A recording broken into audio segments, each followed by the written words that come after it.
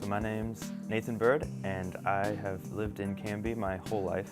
CBC has changed me in many ways.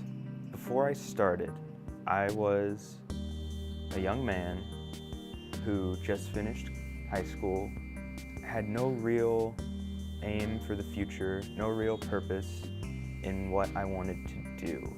Coming into Canby Bible College, I found that it gave me a place to learn, use what I learned immediately, and figure out ways to implement that for my future growth.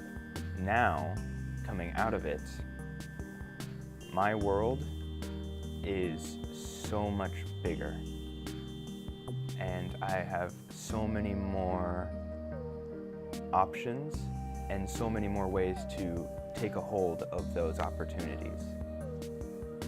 There's been many people who've been instrumental in my growth, and that would include, but not limited to, my parents, my closest friend, Ethan Andrews, Pastor James, Pastor Dave, Ron and Annette.